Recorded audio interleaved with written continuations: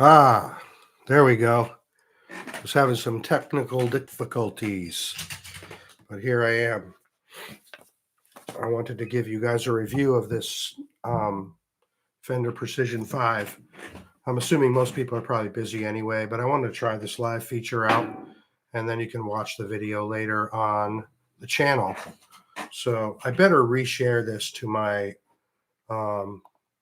peoples because I think it's going to be a new link. And I'm going to do that real quick here, and then I'll start talking about this bass.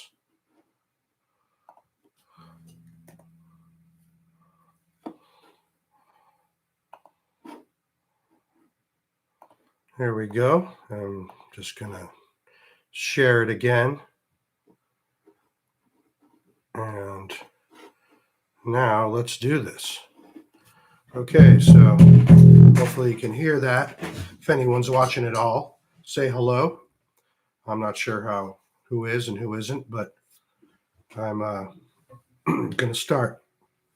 So I found myself playing with Buck Ford, who's a classic style modern country singer, an excellent one actually, and so I wanted to play bass for him.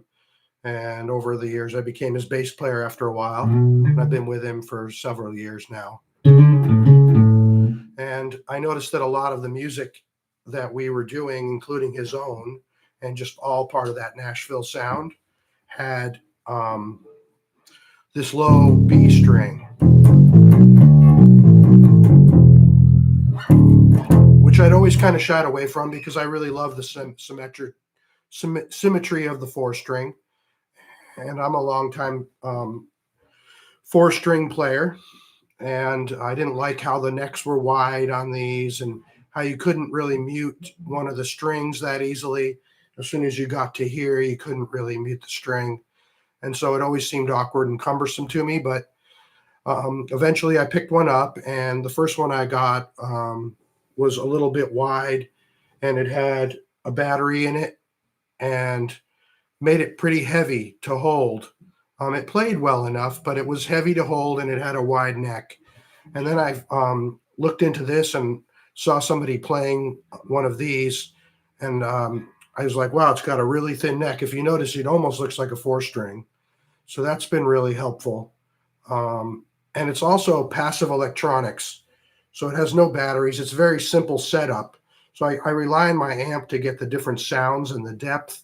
I have an Aguilar set up, and that works really well for pulling different tones. I don't know if anyone knows that about passive and versus active electronics. With passive, your bass won't ever die. It doesn't have that battery on it. So it's nice to have that the lightweightness that comes with not having a battery, and then you just work with it on your amp. But anyway, I also thought I got really lucky, and I got one with a really nice neck on it. I believe it's an American Fender Precision 5-string bass, but I believe I ordered it from a company through Japan off of eBay, brand new. It was a little bit less expensive, which I thought was kind of funny, but they set the bass up so well. I mean, it's really...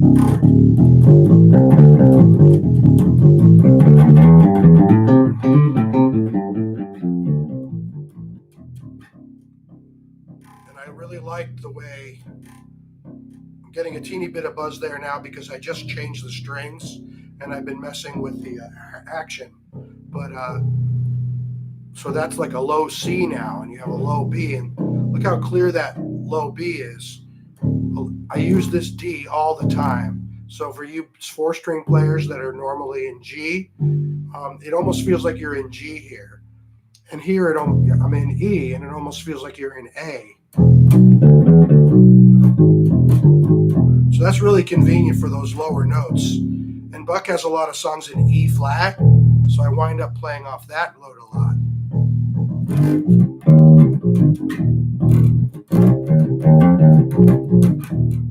And that's really convenient. So you get some different tones and situations that you don't have on the 4-string, and you get to kind of stay low.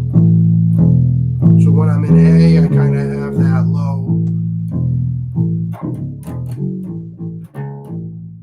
just sort of moved everything back. When I was used to being in D here, now I'm in A, and I can get the low third there.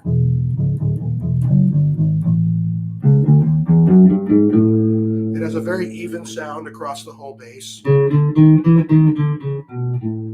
I call it the aircraft carrier. It's not the most solo-y bass, you know, it's a little bit more cumbersome. But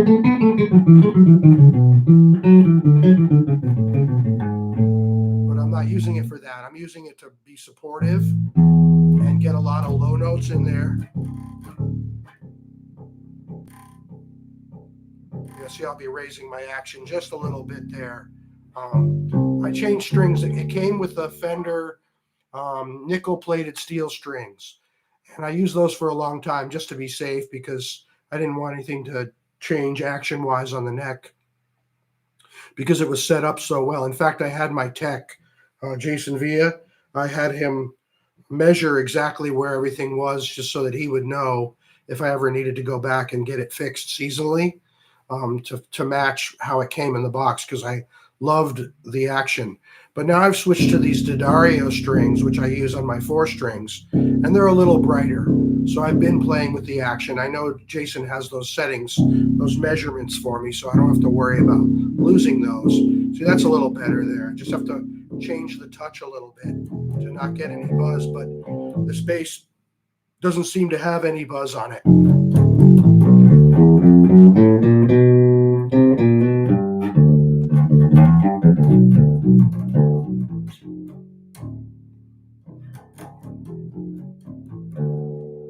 That's kind of just messing around in D right there, which is pretty cool. You know, I don't use the open B that much, but you see how clear it is there. There are times when it works really well, and it stays in tune much better than I thought it would. I have very little tuning problems on these low strings, and the tension is perfect. It's not too floppy like I expected. See how clear those notes are? I think when you take a lot of the complexity out of a 5-string and make it simple, it really works well. So I highly recommend this bass. I did change the pick guard here because, I mean, I think it's a beautiful bass, but it came with a black pick guard against the Midnight Blue. I thought it was kind of strange that it would have this black burst going into the Midnight Blue. So I've got this pearl pick guard, and I just think it looks super cool that way. And I had Jason put that on for me. But yeah, I'm really enjoying it, and I continue to learn things about it. I've had it for, I think, a year or two now, maybe a year and a half. And I just kind of learned on the job how to do it. You know, sometimes I would forget that this was the E string, or this was the B string. I would act like it was the E string and then be on the wrong string at first. And that was a little scary, but I like a challenge. So it just kind of kept me in my zone and focused. And now I'm feeling really comfortable with it. I was sort of also afraid to kind of go up onto the higher strings because I was also so used to playing Fender jazz basses where the tone is a lot punchier up here. So it took me a while to get used to the tone of the Fender Precision with these pickups up on the high strings, plus kind of having these 5 strings, you know, not losing my place. But now I feel pretty comfortable. I kind of separate the bass into 2, like these 3 or these 3 strings. So if I'm here on that E, you know,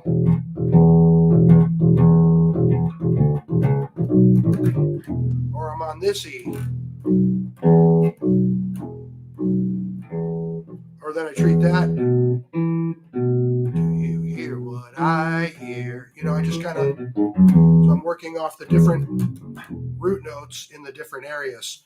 I guess this is turning a little bit into a, so you want to play 5-string lesson, but that's fine also. So we have a song called A Little More Country that Buck wrote. And most of the song, it's in E, and most of the song I'm around here.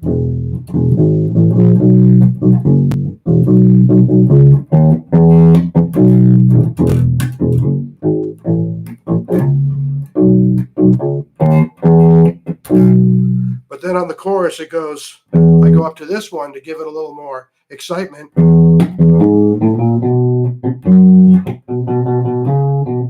Kind of has a Cajun thing.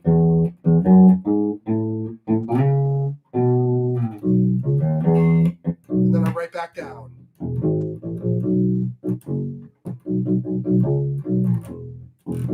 So yeah, really, it's really neat. And then he has a song called Take Her Leavin', which is one of his more rockin' songs. And it's pretty fun to play. And that's all based around this low D here. And I love how clear that is on this bass.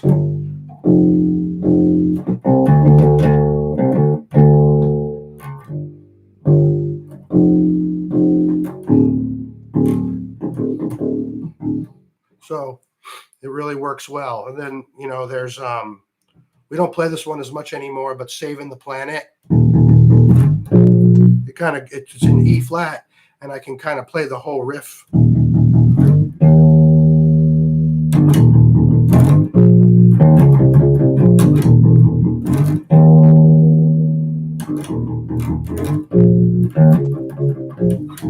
Where before I couldn't when I was using 4 strings, because that's an E flat. It would just be too high. It would have been all the way up here, which sounds cool a couple times in the song, but it doesn't. That little Dorian riff, it doesn't sound good all the time. So that kind of helped me with this song too.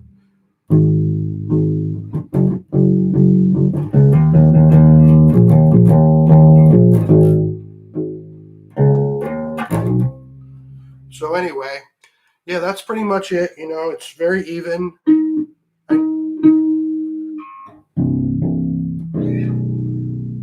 It's very much an aircraft carrier. You need to get used to it. It's a lot lighter than a lot of 5 strings and a lot thinner neck. So I highly recommend it. This is my Buck Ford go-to country bass. I'd probably use it in other styles as well. I did some recording for Michael Tuck. We did a George Strait cover of Right or Wrong, and it was swing. So I first did it on my Fender Jazz, but it just didn't sound right for that telepicking style. So I wound up going and using this, and just has a bit of a grainier, thicker tone that really helps.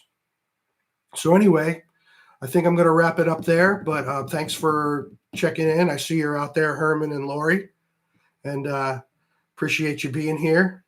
And Kaner, I see you there. I didn't expect a huge audience. I mean, I know I am bigger than NFL football. You could have got your popcorn and, everybody, the millions watching the exciting Fender Precision Bass review.